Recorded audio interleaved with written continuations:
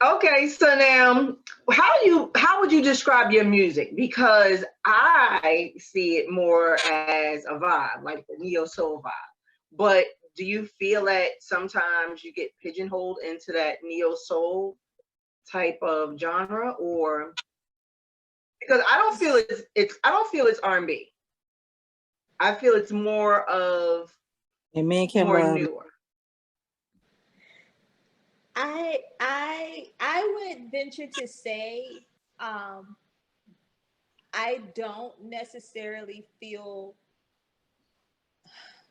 it's a different type of R&B. I just because all in all, I feel like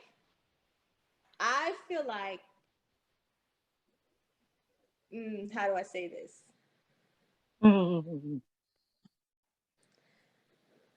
I feel like I got stuck in an era that musically I cannot get out of. So like with energy and even with E for L, Kim, I think you heard E for L. I'm not sure if you heard E for L yet, but with that No. song, with that, so good example with E for L, you're still gonna get that kind of. E for L has a very officially missing you by Tamia, almost come back to me, Janet Jackson kind of feel to it. Okay. Okay. But Mhm. when you listen to um it starts off with acoustic guitar and then the synth actually comes in, and my friend my producer Calvin Williams, shout out to Calvin Williams, he's actually playing the acoustic guitar. It's not synthesized at all. So when you hear it, it gives you that officially missing you kind of come back to me kind of vibe. um but the how do I say this? Like the chords and things that you hear is almost reminiscent of a Sade type feel. When I hear it, Mm. I hear Sade. But then when I also hear it, so I grew up listening to everything. When I hear it, I hear Fleetwood Mac. Okay. So, and a lot of people, especially people who have been stuck on R&B and hip hop, they will be like, "Who the hell is Fleetwood Mac?" Look it up. Google So, Exactly. it. Let's do Google it. yourself a Yeah. favor. Do yourself a favor and look up Fleetwood Mac I'm thankful that we're old enough to know. Yeah. See, you yeah, yeah. educated. So, but it almost has a Fleetwood Mac type feel to it. Um, and that's just me. When I hear it, I hear Fleetwood Mac. All in all, I would say that my music, what I have coming up, what I have coming out, and what I really want to be working on, I want to take it back to more of a New Jack Swing Okay. kind of sound. So kind of taking it back to the Jam and Lewis and the Teddy Riley kind of era with that. Remember when Christopher Williams had Dreamin'. I want Hmm. to maintain that sound because I feel like that's the era that I got stuck in. When you're listening to Okay. Jay and Damian Dame, some of the production of Babyface, when you got Damian Mm. Dame and and Karen White and so all of the that 80 late 80s early 90s Stephanie Mills, Mm. that's my bag. That's where I really do feel like I got stuck somewhere in that. Johnny, who is calling me? They I gotta am so wait. sorry. Like I'm gonna have to text and be like, I am in the middle of an interview right now. I cannot talk. We couldn't even, but we couldn't see anything. It's obvious that you want to make feel good music Yes. because you're talking about an era and a time where a lot of things that we had to worry about didn't exist. And Right.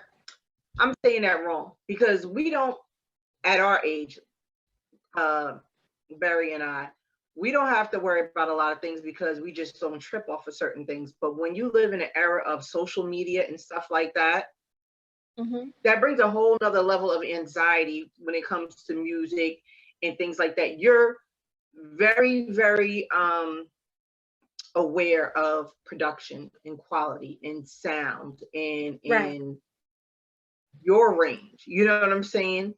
And that's rare. Because a lot of people that I hear just want to put out a song. They don't care about how they sound. Someone told them that they could sing. Very particular about who I work with. I'm very right. You have to be. I don't want my sound. I don't want to put out something that is going to go against my brand, and it's not.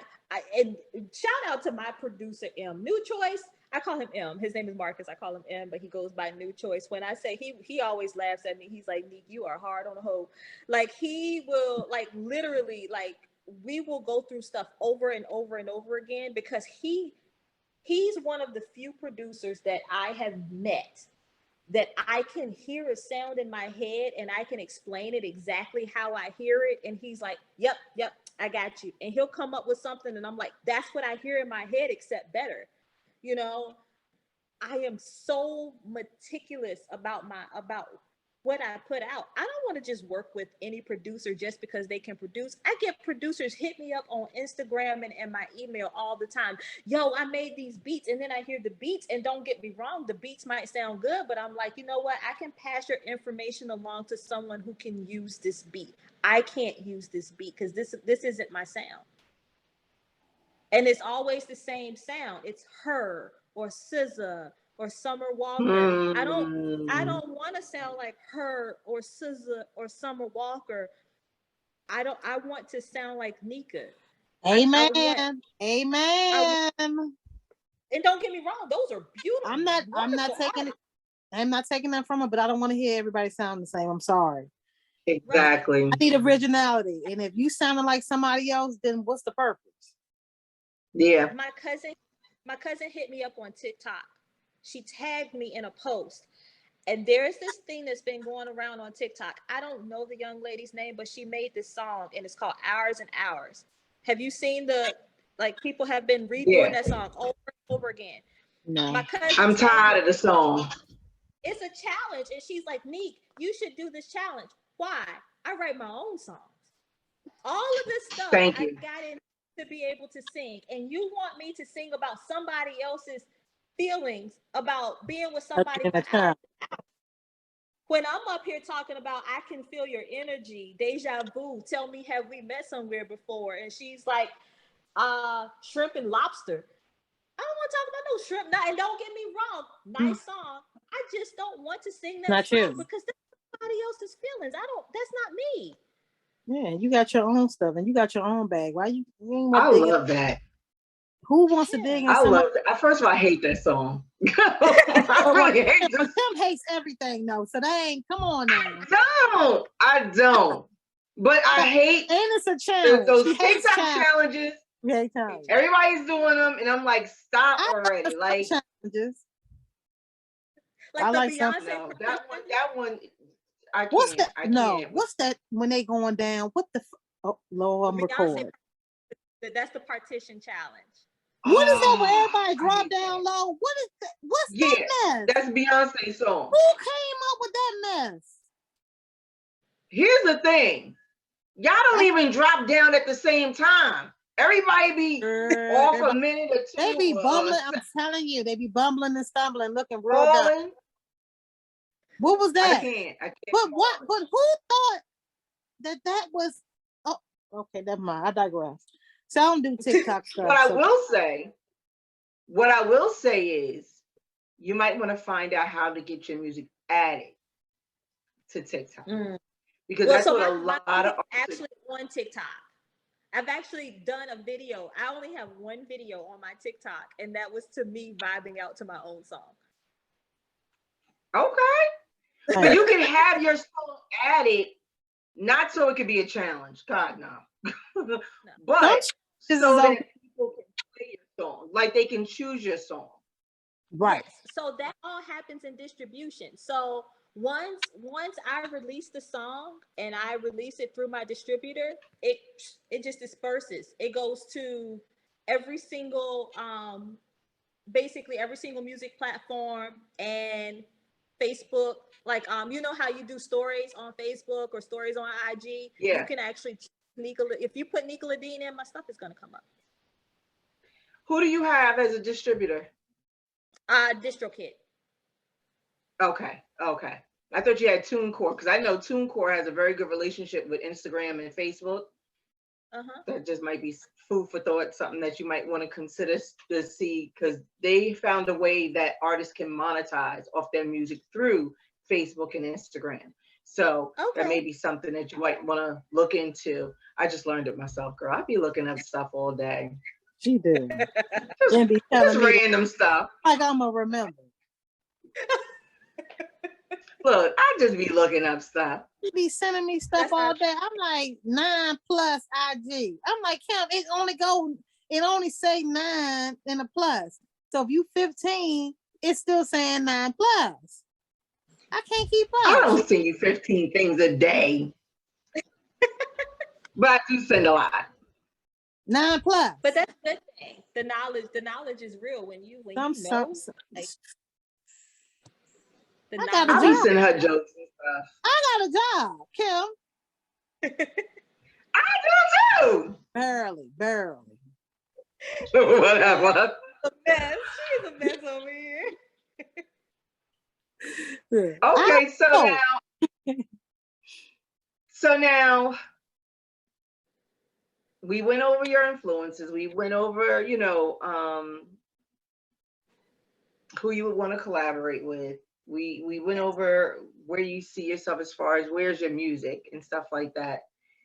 What's in the future for Nika? What's coming up next? What can the listeners and the viewers anticipate next from you? Nika, not Nakia. Oh, you said Nika. I said Nika? Oh, okay. Girl, like, come on, bad. They know the drugs. See, we had to worry about the cracker. We ain't had social media, but we had crack. I'm so mad at that. She said, say no to drugs. Say no. We had stiff ass, old ass Nancy Reagan up there. That's what. Oh God. Okay, never mind.